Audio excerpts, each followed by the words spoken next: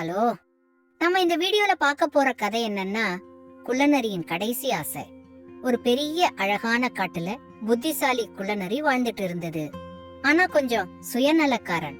அவன் எப்போதும் நினைக்கிறது என்னன்னா, எனக்கு மட்டும் நல்லது நடந்தா போதும். அவனோட சின்ன வயசுல மானை ஏமாற்றி அதோட உணவை திருடுவான்.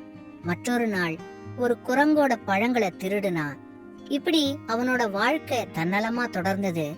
ஆனால் காலம் கடந்து அவனோட முதுமைக்கு வந்தான். அவனுடைய எந்த ஒரு செயலும் சுறுசுறுப்பாக இல்ல. அவனோட பற்கள் மெல்ல தளர்ந்தது. விரைவாக ஓடும் கால்கள் மெதுவாயின. அவனை உல்லாசமாக வைக்க ஒரு நண்பனும் இல்ல. ஒரு நாள் மழை பெய்துட்டு இருந்த நேரம் வானத்துல பறவைகள் எல்லாம் ஒன்னா கூடி பறந்துட்டு இருந்தது. காட்டுல ஒவ்வொரு மிருகமும் அவங்க குடும்பத்தோட விளையாடிக்கிட்டு இருந்தாங்க.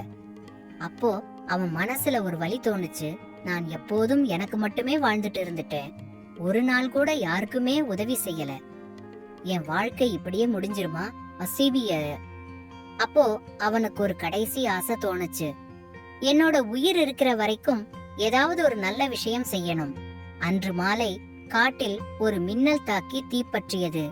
தீ வேகமாக பரவியது. சிறிய விலங்குகள், பறவைகள் எல்லாம் பயந்து ஓடினார்கள். சிலர் வலைக்குள் சிக்கிக் கொண்டனர். சிலர் பழைய மரங்கள் இடிந்ததால் ஓட முடியாமல் இருந்தனர். அப்போது குள்ளநரி தன்னுடைய வலிமையற்ற உடலை அஞ்சாமல் களைந்து ஒவ்வொரு மிருகத்தையும் விடுவிக்க ஆரம்பித்தான். அவன் வலிக்கும் போதும் விட்டுவிடவில்லை. ஒவ்வொரு உயிரையும் வெளியே இழுத்தான். அவர்கள் பாதுகாப்பாக இருந்தால் போதும் என்று மனதில் கூறினான். அவன் கடைசியாக ஒரு சிறிய முயலை எடுத்து வைத்து வெளியே விட்டான். அதை பார்த்த மற்ற மிருகங்கள் எல்லாம் குள்ளநரியை பாராட்டினார்கள். அவன் சிரித்தான்.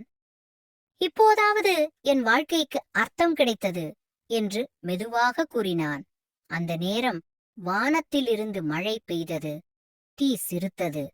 குள்ளநரிக்கு முகத்தில் ஒரு அமைதியான சிரிப்பு இருந்தது. அவன் காட்டின் நாயகனாக அனைவரது மனத்தில் நிலைத்தான்.